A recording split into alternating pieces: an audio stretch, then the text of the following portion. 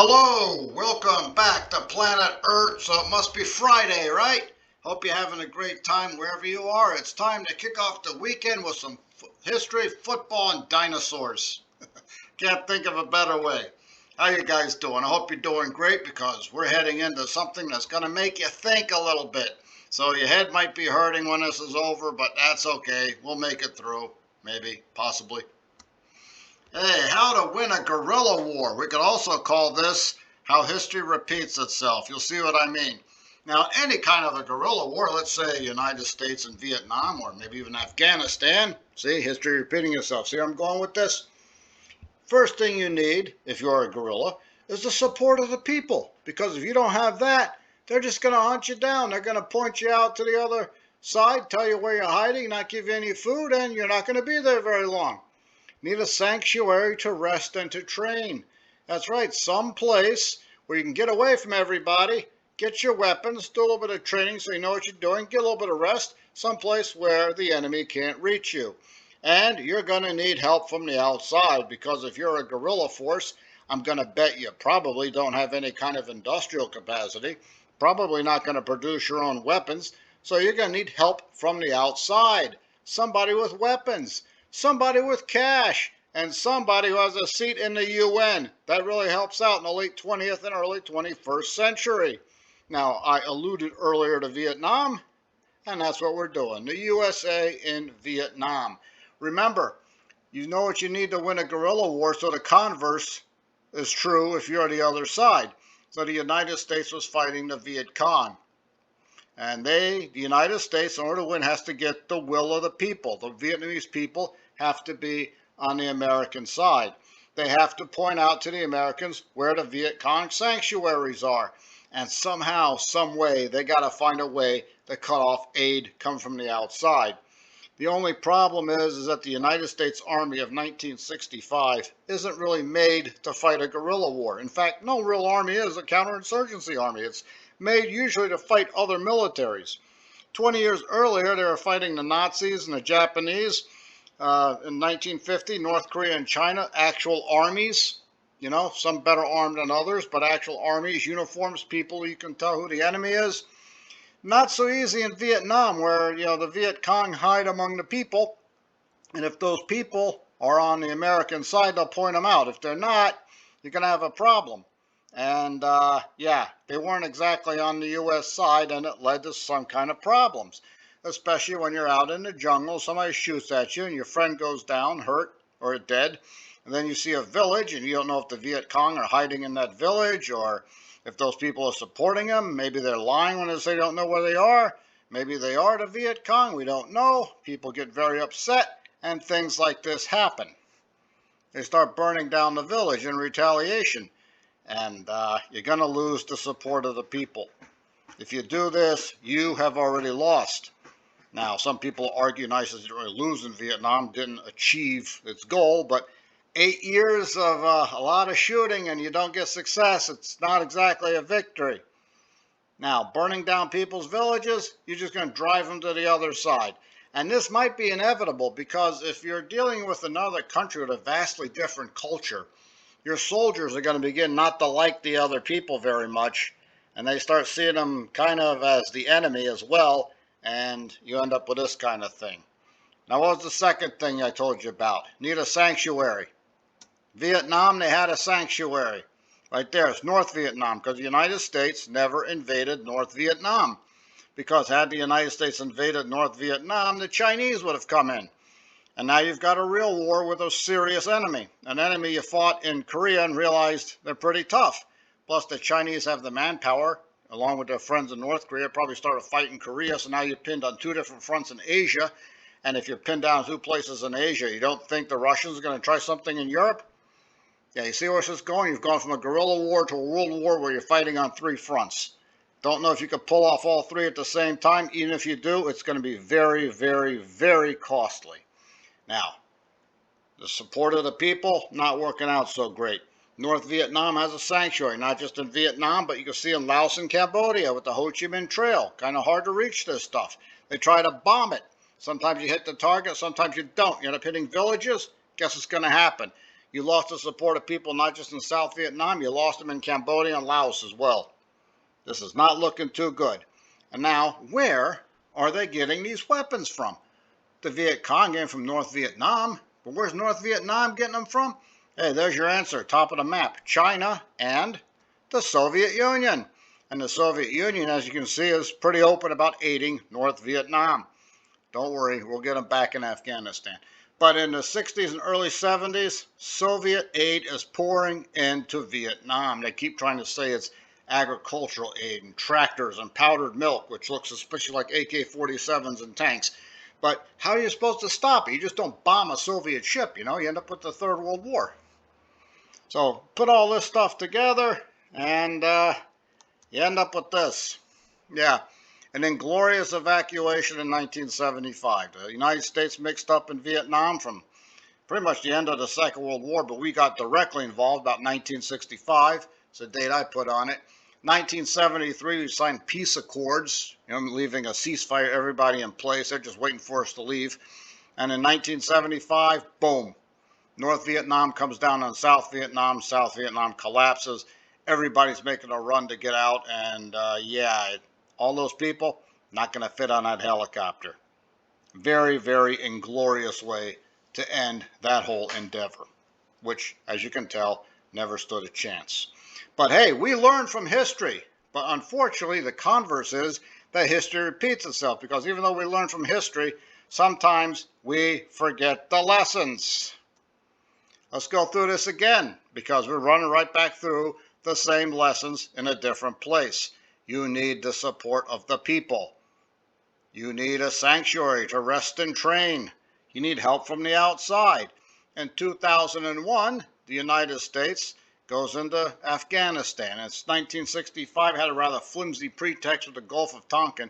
But in 2001, after 9/11, looks like you got a pretty solid, good reason to go in there. So you need the support of the Afghan people. What they don't realize is that Afghan people is kind of something someone else invented. They have Pashtuns and all those other tribes running around in there. But, get to that when you get there. So you got to win the support of the people so they don't support the Taliban or Al-Qaeda, anything like that. You need a sanctuary to rest and train. It's Afghanistan, man. Every mountain you go to is a mountain valley no one's ever seen before, including half the people in Afghanistan. So you have to go into these sanctuaries, make sure you have a place to hide. Plus, you have to make sure the people who live there or close to these places can point you in the right direction. If you don't have the support of the people, they're not going to point you in that direction. You're never going to find these guys. And help from the outside. So this war in Afghanistan went on for 20 years. Somewhere, someplace, somebody was getting AK-47s from somewhere. Where could that place be? Pakistan's on the border, so is China. You don't think the Russians might have been shoveling a few things in there? We're there one time before. So like you said, you need lots of aid from outside. Somebody with weapons, somebody with cash. Helps if they're in the UN. Turns out in Afghanistan, didn't really need anybody in the UN. So here we are. You saw helicopters and high brush in Vietnam in 1965, 2001, the dusty, arid valleys of Afghanistan. It may look different, the uniforms are different, the helicopter is still the same, been losing Chinooks there since the 50s, but you end up running down the same path. So what's the first thing you need? Right? Support of the people. All right? Doing a little bit better this time around here. This U.S. soldier handing some food to an Afghan child over here. Hopefully this is going to work out better for us. But you know what happens when you're in a place with a different culture and you don't really understand everybody, and you see your friend get shot and you get angry, and you know the Taliban, just like the Viet Cong, they hide among the people. People get angry. Some hothead shoots into a bunch of civilians thinking they're Taliban sympathizers, and you end up with all kinds of problems. And it's 2001, in the early part of the 21st century, we got another variable to throw in. Yeah, drone strikes. Drone strikes are very efficient. You don't put your people in danger. If you lose your drone, it's just a machine. The only problem is that when you're striking around at a huge group of people thinking they're Taliban, and they're not, say it's a large wedding, which happens a lot in Afghanistan, 40, 50 people having a party, and you think they're Taliban, and you launch a shot, you kill a bunch of civilians. And what have you accomplished? you, my friend, have created more Taliban recruits. So there goes the support of the people. How can the Taliban fight for 20 years if they don't have the support of the people? See what we're getting at? History is once again repeating itself. And you end up with this, right? This is a picture from Yemen, not Afghanistan, but same idea. They had drone strikes in Yemen. Some went the wrong place, hit civilians. Now they hate you too. So if you're going to try anything in Yemen, forget it. You don't have the support of the people. Don't go there. The same scene repeated itself over and over in Afghanistan. You can apologize. You can give reparations. But that family you just destroyed is never coming back. They have relatives and friends, and they know who's responsible, and they know where to get weapons from. Not a good idea. We also saw a lot of this. When the babushkas are waving their fist at you, you've lost the war. It's time to get out. When they got Osama bin Laden, you might have got half a victory there. But they stayed on for another 10 years trying to reform Afghanistan. And if it doesn't want to reform, it's not going to reform. And you've been there 10 years and upset everybody. What makes you think they're going to listen to you in year 11 and 12? Just, a hard fact, but save some lives at the end if they'd only listened, right? So we end up with the same problem in Afghanistan and Vietnam. Vietnam, you patrol in the jungle, advance, constantly advancing, come back, get shot at, advance over the same ground. Afghanistan, same thing is happening. We did nothing but advance. They never beat us, they never drove us back, but you just keep walking around because the minute you think the area is pacified, they start shooting at you. So like I said, when you start wandering around in these huge circles, you're just not going to win. You might not beat them, but they're not going to beat you, and at the end of the day, nothing gets accomplished other than getting a lot of people killed. Remember what I said. A lot of modern militaries, regular militaries, are just not trained for guerrilla warfare. And at the end of the day, 20 years of fighting, God knows how much money you throw at this thing, how many people died, we're not even sure. And here we go, an inglorious exit in August of 2021. This guy looks happy to see us leaving, right? So it's just a huge mess. It's very depressing. And if I know I try to be objective about things, but I had friends who were over there, so my objectivity tends to slip a little bit. Maybe, just maybe, one of you guys listening become Joint Chiefs of Staff one day and you remember all of this. And don't forget your friend, Mr. H. Give him a nice little easy job over there in the State Department. All righty, let's move on to something more exciting, something happy, something you can celebrate. What you going to celebrate today? You're going to celebrate Megalodon Day. Yeah, it was back on June the 14th, and today is the 16th. But hey, it's the weekend. You can celebrate it, and it's Megalodon, the biggest, baddest shark there ever was, man. Look at the size of this thing. It's kind of hard to tell with this picture, but that's a thresher shark, and usually 4 or 5 feet long. So do a little extrapolation, and you can figure out this shark is pretty big. But it's not just the shark's size that causes a problem. No, see that? The teeth. Look at the size of the teeth on this thing. Huge jaws. Just swallow somebody up. It's a little bit hard to tell how big it is because you have nothing to scale, so let's check this out. There you are. Human being just gets swallowed down. Might not even chew. Either way, it's a really bad day if you're in the water with this thing. But don't worry, it hasn't been around for 2.5 million years. It used to patrol the Cenozoic oceans in the Miocene and Eocene 23 million years ago to about 2.5 million years ago. So, yeah, at least you don't have to worry about Megalodon. Look how big this thing is. Extrapolating from the teeth, about 59 feet is what they come up with. Why 59? I don't know. Let's go with 60, right? Even 60. Great white shark, about 15 on average, though some have been seen about 20 feet or longer. There's Homo sapiens, 6 feet if you're lucky. Yeah, you see, if you go into the ocean, remember, there's no such thing as shark-infested waters. They live there, okay? You're just visiting. And Megalodon's pretty big. And, of course, you can't help but stare at the teeth at Megalodon. Look at that. 7 inches, right? That's actually 6.5, but still 7-inch teeth and a whole bunch of them. Imagine those things coming down on somebody. Oh, man, game over. Game over. There's a great white shark, and those teeth, the white one, that's pretty bad as it is. There's Megalodon. Hey, those teeth look kind of similar to you a little bit. Yeah, a little more serrated maybe the great white shark, but you can remember the Megalodon shark tooth is at least 2.5 million years old, so it may have worn down a little bit. There are some who hypothesize that the Megalodon never actually became extinct. It just kind of downsized to the great white, because if you saw that picture before, looks a lot like a great white, doesn't it? Yeah, and how do you draw something that's been extinct for that long with only teeth as something to build your template from?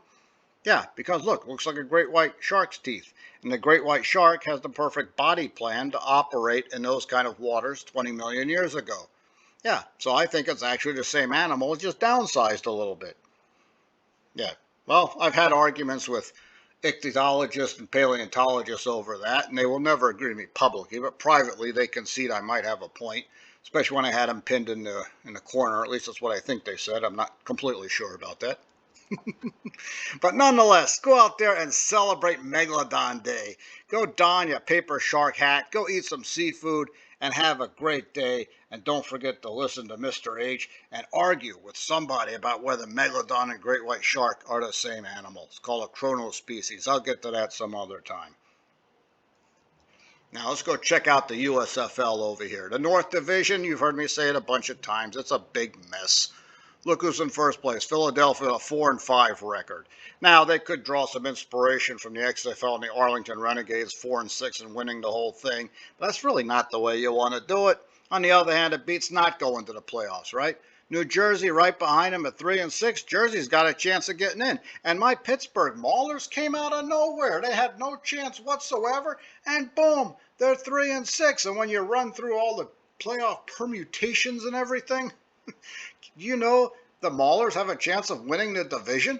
Yeah, it could actually happen. If they win next week, they make the playoffs. And if something happens to Philadelphia, they could take the division.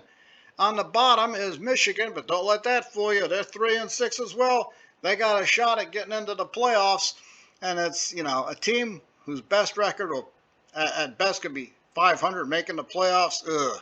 That grates at my soul. But hey, you know what? Sometimes you got to play the cards they deal you, right? Take a look at the South Division. Birmingham has already clinched a playoff spot, 7-2. Pretty good record, so they're going.